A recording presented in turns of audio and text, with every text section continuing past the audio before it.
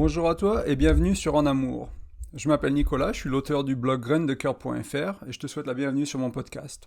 Alors aujourd'hui, j'aimerais qu'on parle des routines et l'importance des bonnes et entre guillemets ou des mauvaises routines dans le couple ou dans la vie d'une manière générale, ça s'applique au-delà du couple, et essayer de comprendre un peu ce qui fait qu'une routine va vous aider à construire ou à augmenter l'intimité, ou à améliorer la qualité de l'intimité, ou à améliorer la qualité de votre communication dans votre couple, la qualité de la relation, ou peut-être un peu justement réduire cette qualité ou créer des dégâts ou enfin, ne pas servir la relation sur le long terme en fait, tout simplement.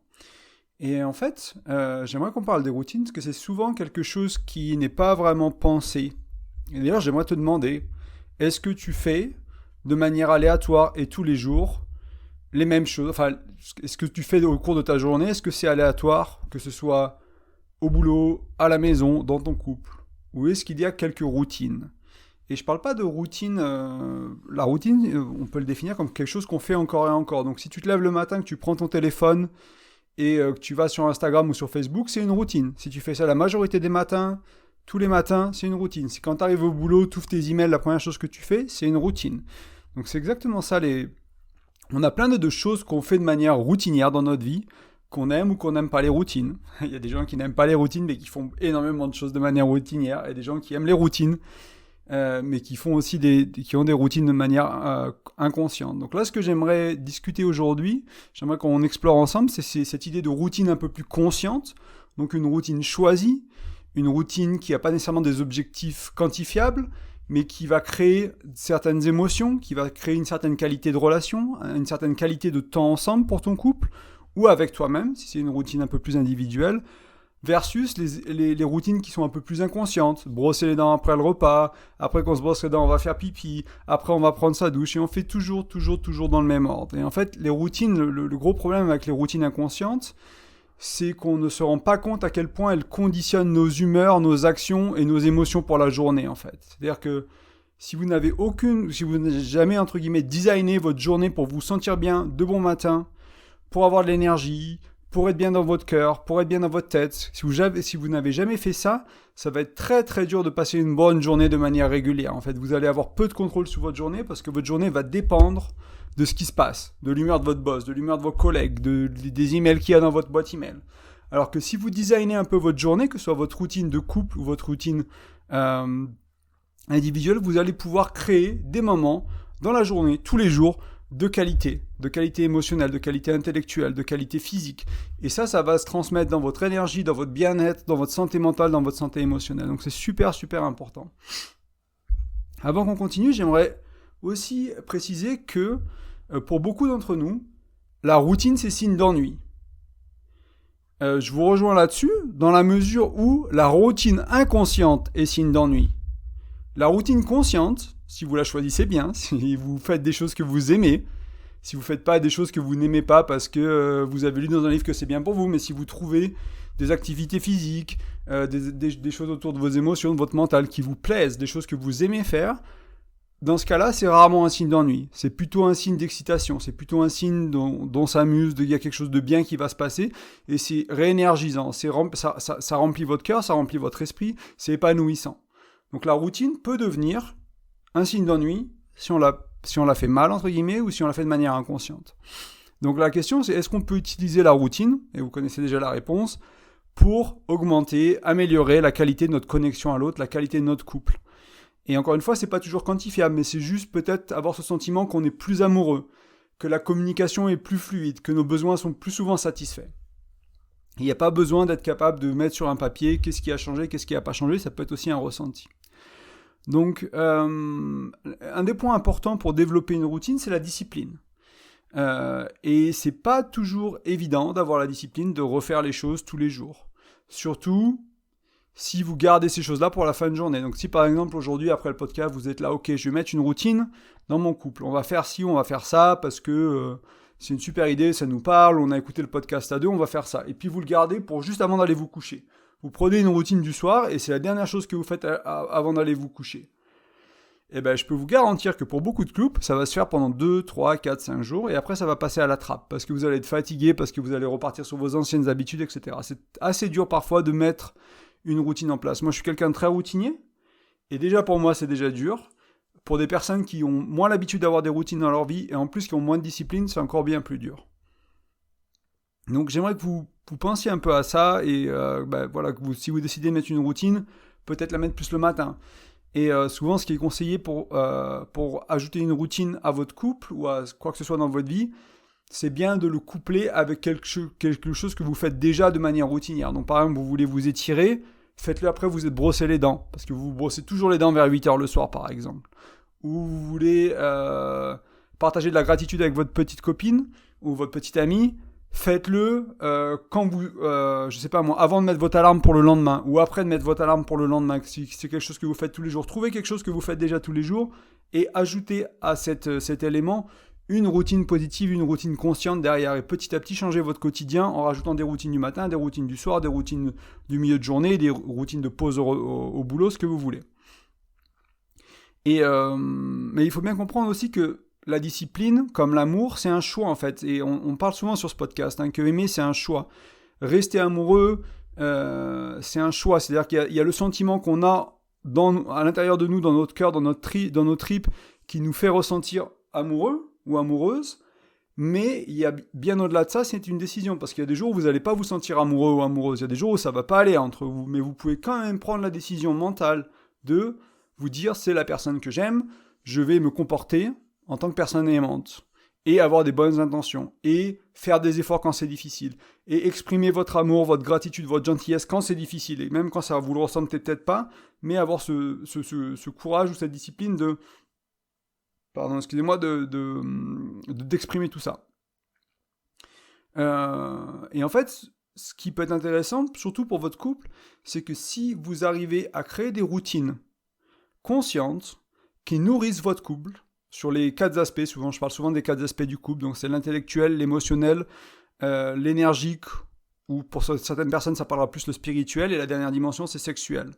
Donc, si vous arrivez à créer des routines autour de ces 4 éléments, donc peut-être pas tous les jours pour tous, mais au moins une fois par semaine, etc., vous allez voir que vous allez vous sentir mieux dans votre couple, en fait, tout simplement.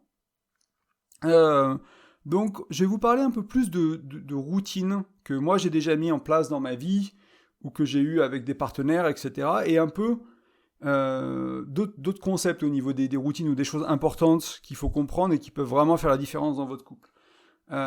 Une des choses que je vous recommande beaucoup et que moi j'ai appris de Simon Sinek, donc c'est un Américain qui parle pas de couple, mais qui parle de beaucoup d'autres choses, mais qui parle de leadership, et notamment...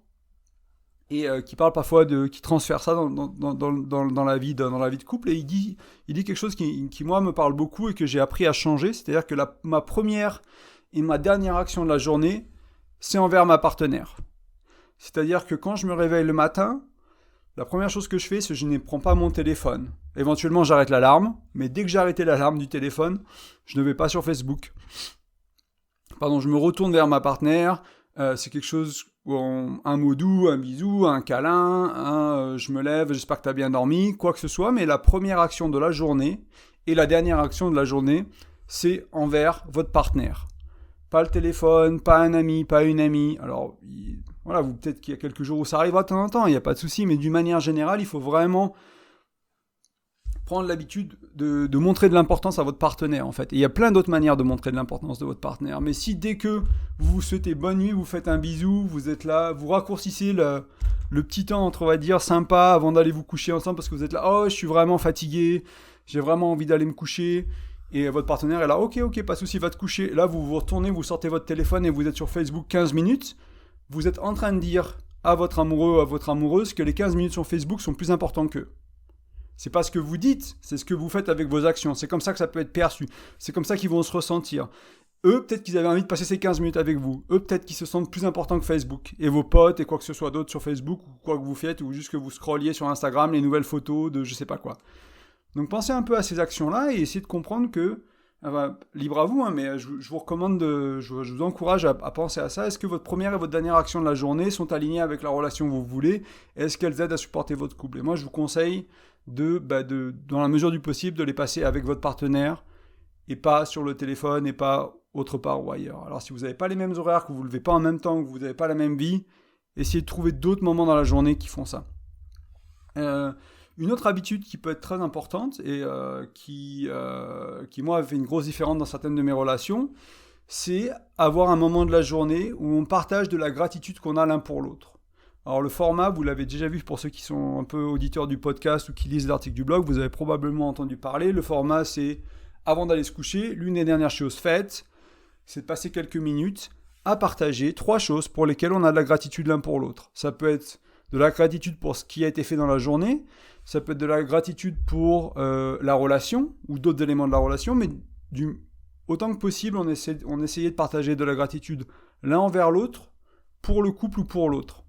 Et parfois, il n'y a qu'une chose qui vient. Parfois, il y en a 2, mais se forcer à essayer d'aller à 3 quand même. Faire l'effort de ressentir la gratitude dans son cœur et la partager à l'autre avant d'aller se coucher. Et vous allez voir que les jours où vous vous engueulez, par exemple, que tout va mal, c'était une journée de merde, vous êtes engueulé, vous êtes pris la tête, et que le soir, vous trouvez la force, la discipline, le courage de trouver 3 choses qui se sont passées bien dans la journée, alors que si vous y pensez rapidement, vous allez voir que c'était une journée de merde et rien qui allait bien pour votre couple, vous allez voir que la majorité du temps de mon expérience, vous trouvez 3 petites choses qui se sont bien passées.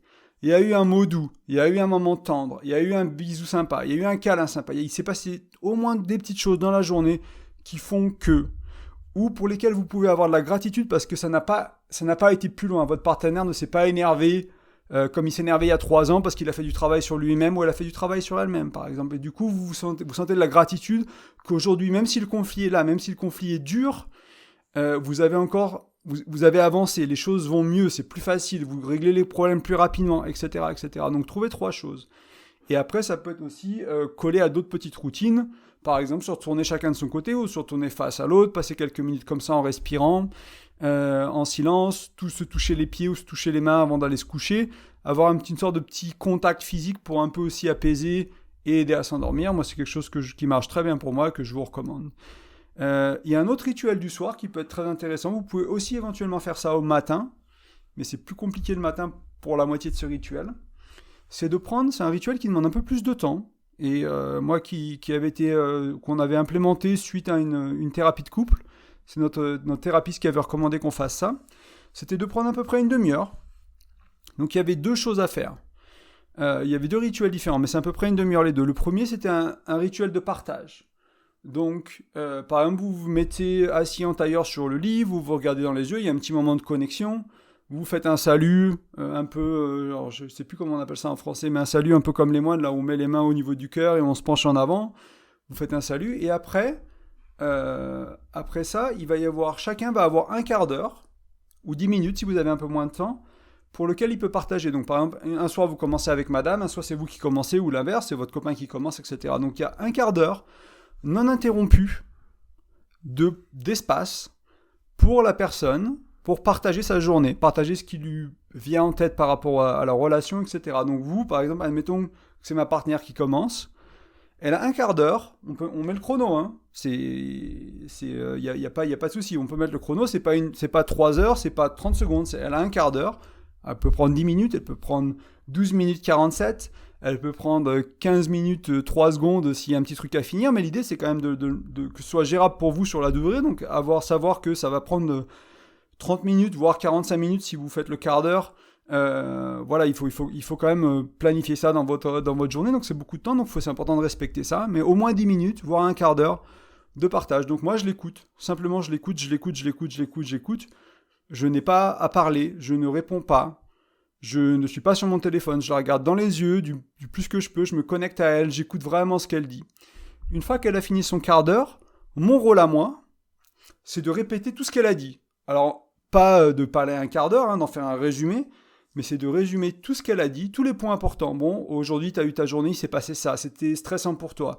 Ensuite, tu as eu cette interaction-là avec ton boss et ta collègue, ça t'a rendu heureuse, c'était un truc super cool, machin. Et reprendre les gros morceaux de son partage à elle et de les résumer. Ensuite, c'est à elle de me dire, oui, tu as bien résumé ma journée, non, il y a ça qui était, tu l'as compris un peu différemment. Ah non, ça t'as oublié de parler de ça, est-ce que tu peux me résumer cette partie-là? Et vous, à ce moment-là, si vous avez un peu oublié ou si c'était difficile émotionnellement, peut-être que vous avez besoin qu'elle recommence un peu de réexpliquer cette journée-là, mais vous allez finir comme ça. Donc elle parle, vous résumez, elle vous confirme que c'est bien résumé ou vous échangez jusqu'à avoir tout résumé. Ensuite, c'est l'inverse. Vous parlez, vous avez votre quart d'heure. Vous parlez, il s'est passé ci, il s'est passé ça, stressant, heureux, pas heureux, problème, pas problème, contact avec ci, contact avec ça, machin, boulot, tout ça. Vous parlez de votre journée, elle résume, ou il résume, hein, selon votre couple, elle résume, vous confirmez qu'elle a bien résumé ou pas, et voilà. Et vous finissez entre guillemets avec ça. Une fois que vous avez fait ça, donc tout le monde a parlé 10 à 15 minutes, tout le monde a résumé sa journée, tout le monde a validé que l'autre a bien résumé la journée, vous vous allongez, vous faites un câlin, tout simplement, ce que vous voulez, face à face, les yeux dans les yeux fermés, mais c'est 5 minutes de silence plate. Vous pouvez même faire 10 minutes, un quart d'heure, si vous avez le temps, que vous aimez vraiment ça, vous ne limitez pas à 5 minutes, mais ce qui serait vraiment bien, c'est au moins de passer 5 minutes tous les deux, en câlin, sur votre copine sur votre torse, ce que vous voulez, ce qui vous va bien, ce qui est confortable pour vous deux, ce que vous aimez bien, un câlin, silence, pas un mot. Et pareil, vous pouvez mettre l'horloge, hein, vous pouvez vous mettre une petite... moi j'ai mis... Au début, j'avais mon alarme de réveil de matin qui était bien violente, et après j'ai mis une petite musique très douce pour l'alarme pour ces moments-là, comme ça, un petit son de cloche tibétaine ou quelque chose comme ça, un truc assez léger, assez cool, comme ça casse pas l'ambiance tous les quarts d'heure ou toutes les 5 minutes à chaque fois que vous partagez. Et après, vous pouvez finir cette routine-là avec un petit salut. Voilà, donc encore une fois, vous asseyez, vous regardez dans les yeux, vous vous connectez quelques secondes l'un à l'autre en regardant dans les yeux, vous faites un petit salut. Donc là pour résumer cette routine-là, c'est... On prévoit une demi-heure, 3/4 d'heure. On s'assoit sur le lit en tailleur, on se salue, après avoir fait une petite connexion avec les yeux.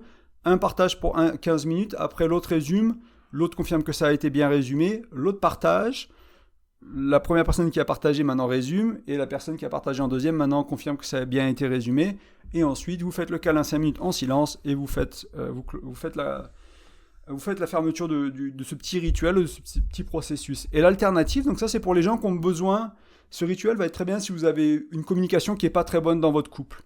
S'il y a des choses qui ne ressortent pas, vous n'avez pas beaucoup le temps, peut-être que vous avez des gamins, et peut-être que c'est compliqué pour vous de vraiment vous connecter à l'autre. Faites ça 2-3 fois par semaine, ne serait-ce que déjà ça, ce serait déjà très bien. Même une fois par semaine, comparé à 0, c'est énorme. Si vous avez l'occasion de le faire 4, 5, 6, 7 fois par semaine alors que votre communication ne va pas, vous allez voir que votre couple, ça va changer radicalement. Et encore une fois, c'est qu'une demi-heure de temps, quoi. Vous pouvez faire une demi-heure de moins de Netflix plutôt que de faire ça et avoir ce moment-là. Et 3/4 d'heure, je vous conseille quand même 3/4 d'heure. Hein, la version 15 minutes de partage, c'est mieux. Et ensuite, l'alternative à ce rituel-là, donc qui dure à peu près un quart d'heure, donc c'est plus pour le toucher physique, plus pour le massage, pour la connexion au toucher physique. Pas nécessairement sexuel. Ça peut être sexuel, mais ça va pas à l'être. D'ailleurs, ça doit ne pas trop l'être dans la mesure du possible. Je vais vous expliquer tout ça. Donc le rituel commence de la même manière. Vous pouvez vous asseoir tous les deux en tailleur sur le lit, vous regardez dans les yeux, vous mettez les mains sur le cœur et vous faites un petit bow, on appelle ça en anglais, alors je sais plus comment, on se penche en avant, voilà. Et ensuite, il va y avoir du toucher physique, un quart d'heure chacun. Mais c'est la personne qui reçoit le toucher physique qui demande ce qu'elle veut. Donc par exemple, moi, admettons que je donne, donc je suis le donneur, je commence à être le donneur, ma partenaire est celle qui reçoit, elle va me dire, écoute, aujourd'hui j'ai envie d'un massage de la tête. Est-ce que tu peux rester assis en tailleur, je vais mettre ma tête sur toi et puis tu peux me faire un petit massage de la tête par exemple. Et puis ils ont le droit de changer d'avis, ils ont le droit de demander autre chose, ils ont le droit de demander 2 minutes après, ils sont là, ah non ça va pas, je préfère un massage des pieds aujourd'hui, est-ce que tu peux me faire un massage des pieds? Voilà, ce genre de choses-là. Vous pouvez demander, vous pouvez demander un massage, mais ça peut aussi être des choses qui sont très très différentes, ça va pas être du massage. Je sais que moi, pour les gens qui ont des tensions dans leur corps, des fois, ou des traumatismes qui sont encore dans leur corps, des fois, juste poser les mains. Restez en silence, par exemple, elle s'allonge, vous allongez au sol et vous posez une main sur la poitrine et une main sur le ventre. Et juste vous restez comme ça en silence et vous respirez ensemble pendant 1, 2, 10, 15 minutes parfois. Et la personne qui reçoit a le droit de demander ce qu'elle veut. Si c'est des choses qui peuvent être inconfortables pour vous, vous avez le droit de dire non.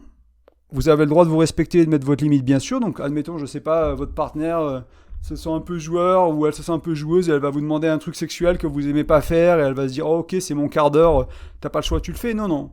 Vous avez le droit de dire non, il n'y a pas de souci. Vous n'êtes pas forcé de faire quoi que ce soit. Et le but du jeu, c'est pas de prendre avantage, enfin, de profiter de la vulnérabilité de l'autre grâce à l'exercice. Hein, c'est vraiment de partager un moment de connexion ensemble.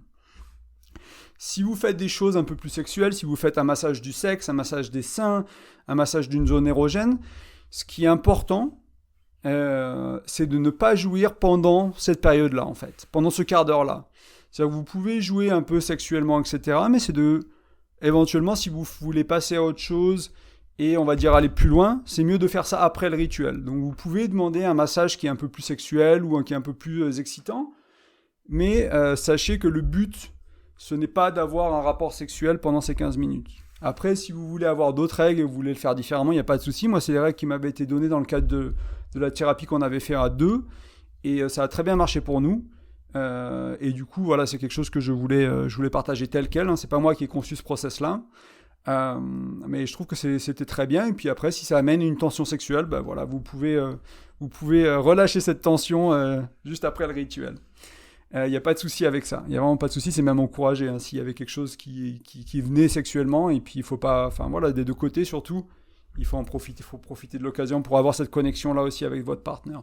Mais le but, c'est pas d'être sexy en couple. Hein. Le but c'est vraiment d'avoir une connexion au niveau du corps, au niveau du physique, au niveau du somatique, du sensoriel. Peut-être vous mettez une bougie, un peu de musique sympa, quelque chose qui met de l'odeur, si votre partenaire aime bien tout ça, pour vraiment se relaxer et avoir cette connexion au physique. Vous pouvez faire ça tout nu, vous pouvez faire ça habillé, etc. Et bien sûr, la deuxième partie du rituel, c'est inversement. Donc une fois que vous avez reçu pendant un quart d'heure, vous prenez 1 ou 2 minutes pour gentiment revenir à vous, et après vous donnez à l'autre pendant un quart d'heure si vous êtes la personne qui reçoit. Et moi, ce que je vous conseille, ce qui peut être très bien, c'est de commencer par exemple avec ce rituel-là du soir-là sur la parole pendant quelques semaines. Une fois que le rituel de la parole, il est bien, vous intégrez le rituel du toucher ou inversement, et après vous faites un soir toucher, un soir partage, un soir toucher, un soir partage, ou 2 soirs toucher, 3 soirs partage, parce que vous avez besoin de plus de partage, ou quelque chose comme ça. Et trouver un équilibre qui vous va bien, et tous les soirs, avoir ce petit rituel. Et donc, moi, dans mon expérience à moi, c'était rituel du soir, c'était ça, puis après gratitude, donc les 3 gratitudes, et après coucher. Donc ça veut dire que l'heure avant d'aller se coucher, il n'y a pas de téléphone, il n'y a rien, c'est plié, on a tout arrangé, on a envoyé les textes qu'on voulait envoyer sur WhatsApp, sur Messenger, sur je sais pas quoi. Tout ça c'est plié, le téléphone il sert juste à mettre la musique et à faire le timer pour la durée des processus en fait, tout simplement. D'autres petits rituels qui peuvent être très importants et qui reviennent souvent si vous parlez à des thérapeutes ou des livres sur le couple, c'est avoir des sorties en amoureux régulièrement.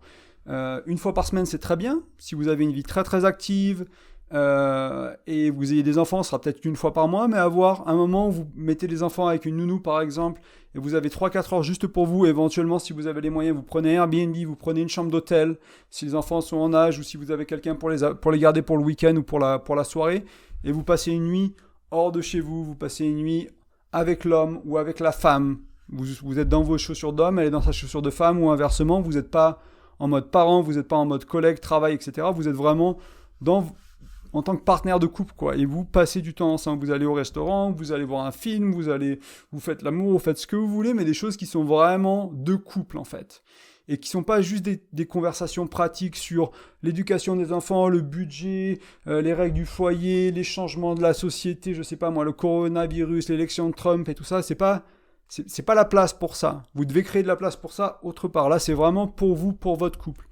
Faites quelque chose qui est bien. Donc c'est des routines vachement moins régulières que celles qu'on a vues auparavant, mais ça peut être des petits moments de partage très importants. Et je vais parler d'un dernier autre type de routine éventuellement, qui peuvent être des choses beaucoup plus petites. Mais moi, je sais pas, j'ai eu toujours beaucoup de plaisir à faire ça en fait, avec une partenaire tout simplement. C'est par exemple quand vous vous levez le matin, faites le lit à 2. Faire son lit, c'est très important.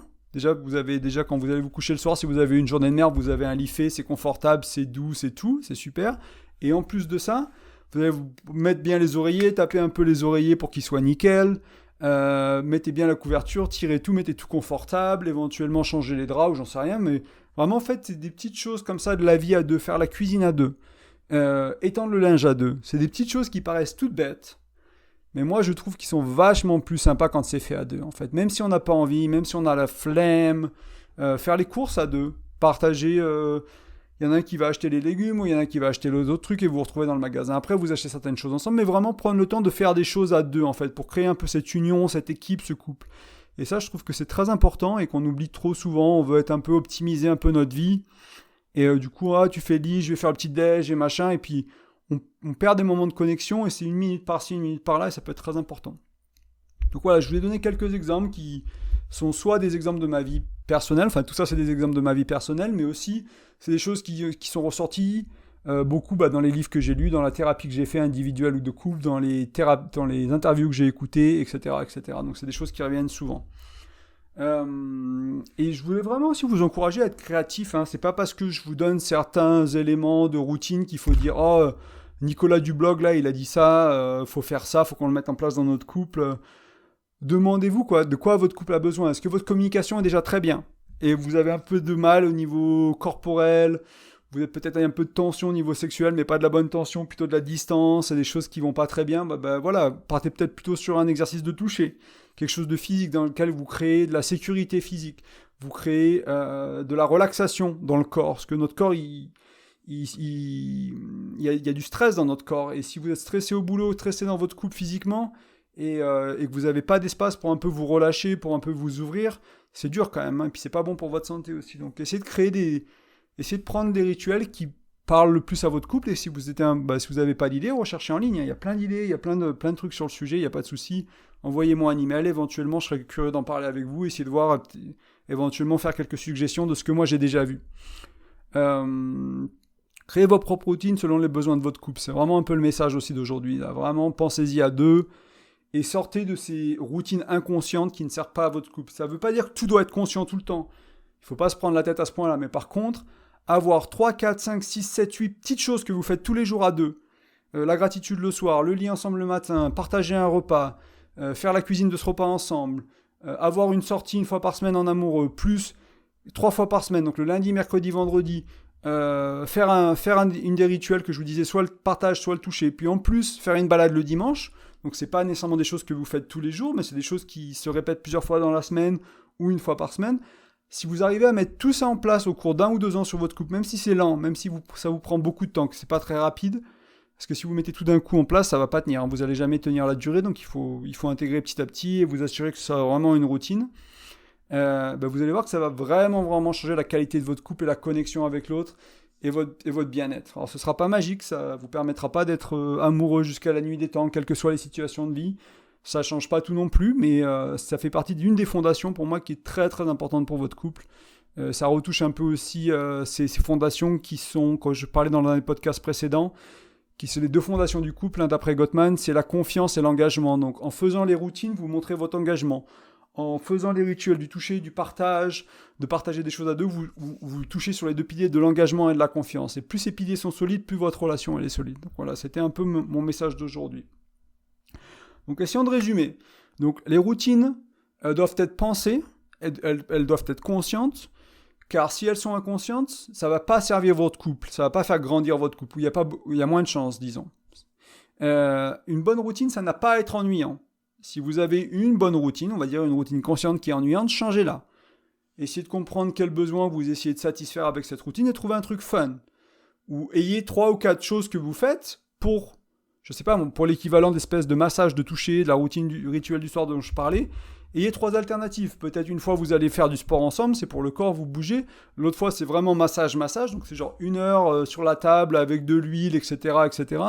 Et la troisième option, c'est le toucher, un peu qui peut être différent, juste poser les mains sur le corps, des papouilles dans les cheveux, etc., etc. Ayez ces options et changez-les un peu si vous avez besoin de varier ça un peu. Mais si c'est une bonne routine, on va dire une routine consciente ennuyante, vous avez probablement fait quelque chose qui ne marche pas. Mais ça n'a pas à l'être. Parce qu'une routine ennuyante, elle est souvent inconsciente. La majorité du temps, c'est juste qu'elle est inconsciente, vous n'y avez pas réfléchi, et juste que ça vous va pas en fait. Regardez Netflix tous les soirs sur le canapé, avec votre copain et votre copine pendant 3 heures en étant chacun de votre côté sur le téléphone, ça vous fait chier. Bah ouais, je vous comprends. Moi, j'aimerais pas avoir ça comme routine de couple et je ne tolérerais pas ça comme routine de couple dans mon couple. Et comme ça, je suis sûr que ça n'arrivera pas. C'est le meilleur moyen, comme on dit souvent, dans la vie, on n'a pas ce qu'on mérite, on n'a pas ce qu'on veut, on a ce qu'on tolère. Donc ne tolérez pas des choses que vous ne voulez pas et vous n'aurez pas à vivre avec ça dans votre couple. Et encore une fois, les routines, ça fait grandir le couple, tout simplement. C'est là pour ça, ça peut être là pour ça. Ça peut faire approfondir votre intimité, faire grandir votre couple. Ça peut vous vraiment améliorer ce sentiment d'être en amour, d'être amoureux, d'être là, d'être en équipe. Encore un touche au pilier de confiance et au pilier d'engagement. Voilà, donc ça c'est le podcast d'aujourd'hui. Avant de vous quitter, je voulais vous conseiller, je voulais vous recommander d'aller sur le blog si vous êtes nouveau. Donc c'est graine-2-coeur.fr, donc tiré du 6 à chaque fois, graine-de-coeur.fr. Et vous allez avoir des petits fichiers, pas fichiers, mais des petits encadrés de capture avec votre prénom et votre email dedans. Et si vous me laissez votre prénom et votre email, je vais vous envoyer mon bonus. Donc le bonus, c'est un e-book qui parle de la communication, qui vous donne 5 outils pour vraiment vous aider sur la communication. Aujourd'hui, les routines, là, on parle beaucoup de communication aussi. Même si ce n'est pas de la communication verbale, c'est un peu de la communication et de la fluidité dans le couple, quoi. Et ces outils-là, dans ce bonus-là, ça vaut le coup de les lire et d'en mettre quelques-uns en place au moins, et petit à petit, au fil du temps, peut-être tout mettre en place pour vraiment améliorer et fluidifier la communication de votre couple. J'aimerais aussi vous inviter à me laisser un commentaire, que ce soit sur iTunes, sur Spotify, sur toutes les autres plateformes de podcast que vous utilisez.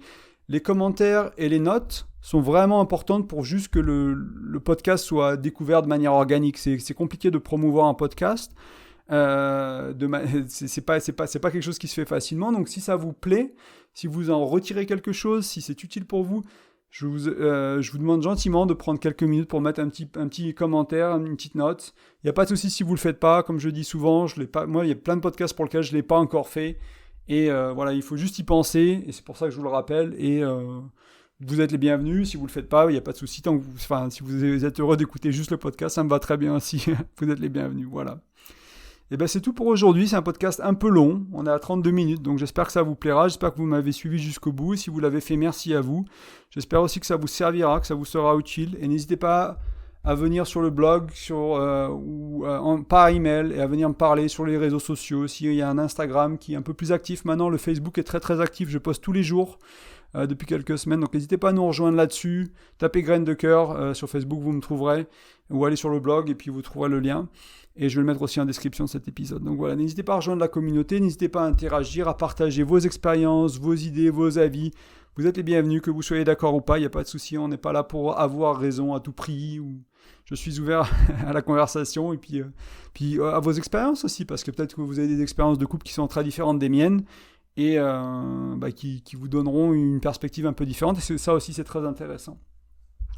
Je vous souhaite une super soirée. Je vous dis à très bientôt. Il y a un article qui arrive dimanche et un autre podcast qui arrive la semaine prochaine, mercredi prochain. Belle soirée à vous, belle journée à vous, belle semaine à vous, bonne fête, parce qu'on est juste avant Noël et le Nouvel An aussi. Profitez bien, amusez-vous bien, passez du temps avec vos proches et vos amoureux, amoureuses. Et voilà, je vous envoie plein d'amour et merci. Salut.